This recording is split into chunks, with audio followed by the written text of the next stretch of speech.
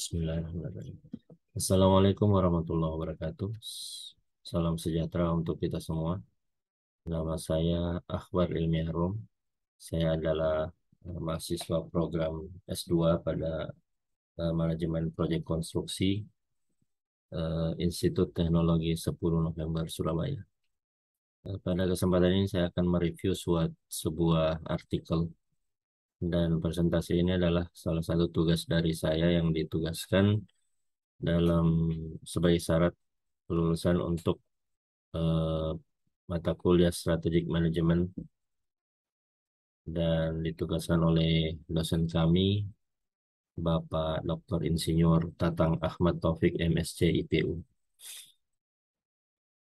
Eh, Artikel ini kita ambil dari A Journal of Humanities, Arts and Social Science berjudul Strategic Formulation Meaning, Definition and Explanation.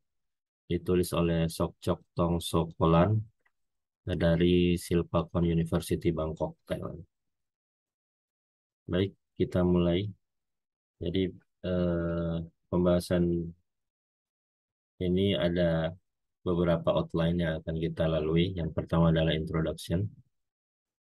Yang kedua adalah what is strategic formulation. Yang ketiga adalah the components of strategic formulation, terdiri dari 4 komponen. Kemudian yang keempat adalah conclusion dan suggestion. Kita mulai ke introduction. Jadi manajemen strategi ini adalah dapat didefinisikan sebagai suatu seni dari perumusan, implementasi, dan evaluasi keputusan lintas fungsional yang memungkinkan organisasi untuk mencapai tujuan mereka. Strategic management ini berfokus pada integrating management, marketing management, financing atau accounting management, producing operating management, research and development, dan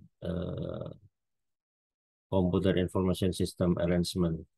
Ini untuk mencapai keberhasilan dari suatu organisasi. Strategic management ini terdiri dari 3 elemen. Yang pertama adalah strategic formulation, yang kedua adalah strategic implementation, dan yang ketiga adalah strategic evaluation and control.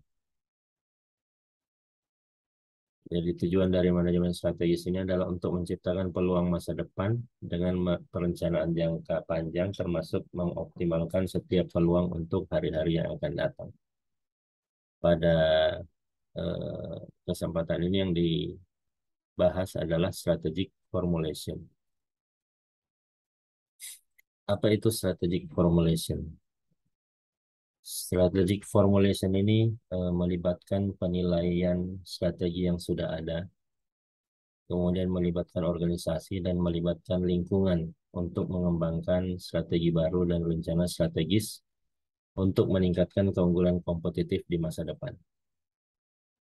Kemudian strategic formulation ini juga bisa disebutkan bahwa ini adalah pengembangan rencana jangka panjang untuk manajemen yang efektif dari peluang dan ancaman lingkungan dalam kekuatan atau strength dan kelemahannya atau weaknesses.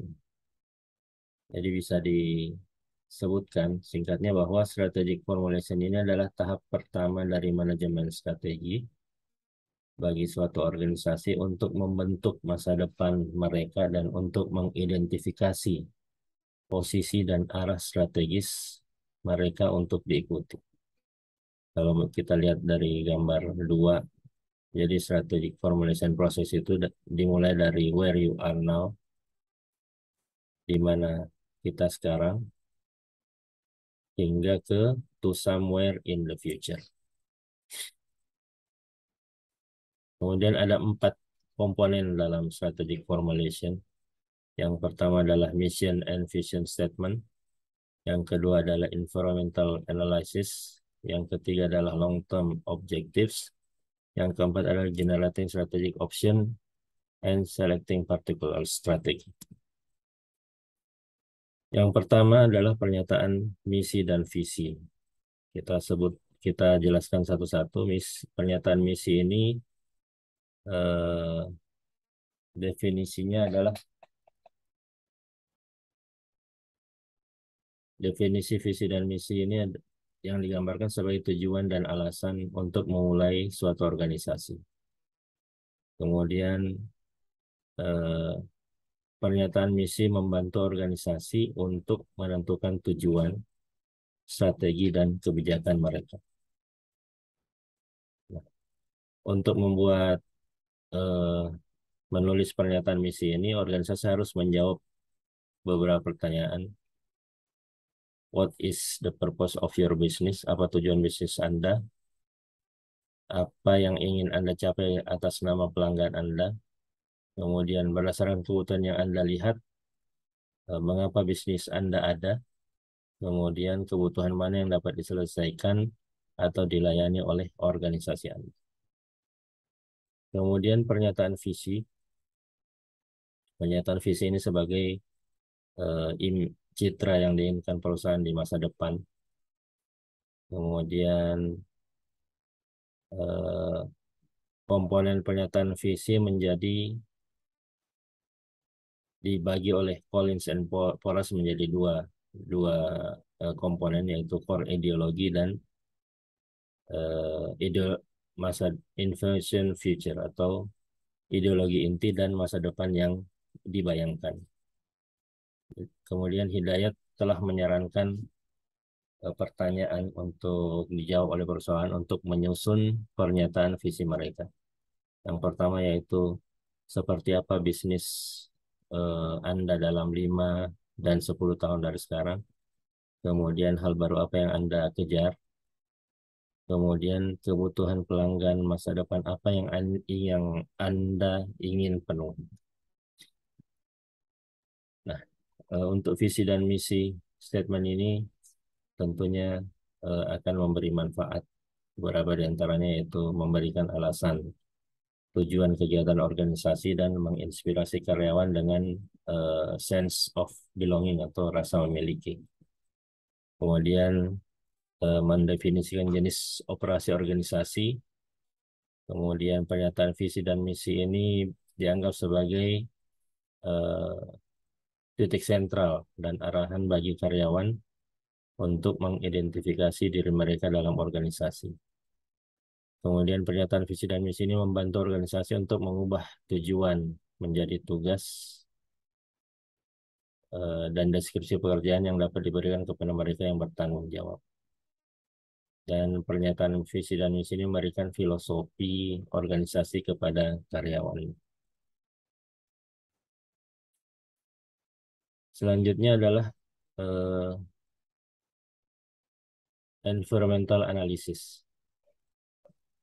Jadi penilaian lingkungan ini adalah elemen kedua dari strategic formulation. Ini dapat diterapkan untuk mengidentifikasi peluang, ancaman, kekuatan, dan kelemahan organisasi.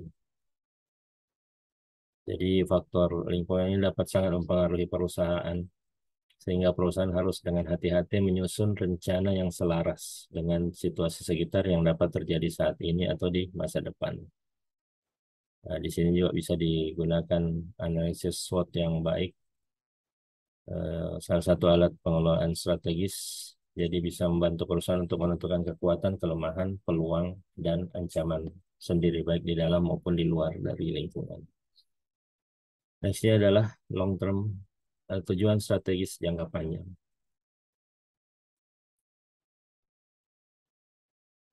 Ini telah dijelaskan oleh Osen dan Osen bahwa tujuan adalah area di mana upaya harus dilakukan untuk menggerakkan organisasi dari misi ke visi atau dari motif ke tindakan.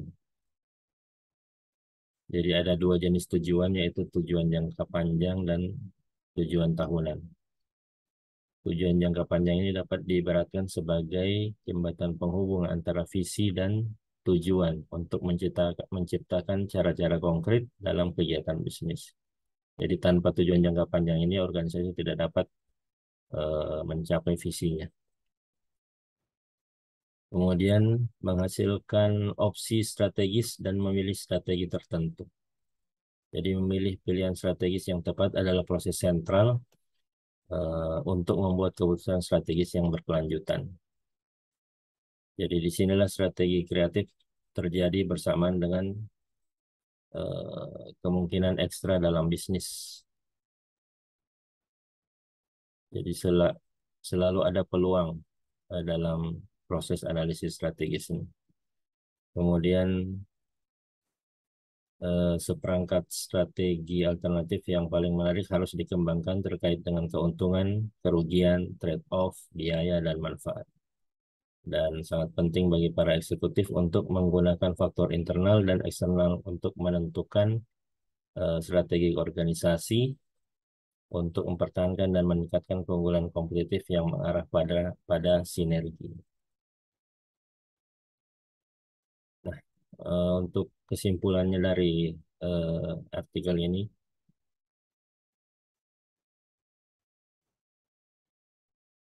bisa dilihat dari gambar 4. Jadi perumusan strategi atau strategi formulation ini telah disusun secara sistematis mulai dari penyusunan misi dan visi. Kemudian penilaian lingkungan diterapkan untuk mengidentifikasi peluang, ancaman, kekuatan, dan kelemahan organisasi.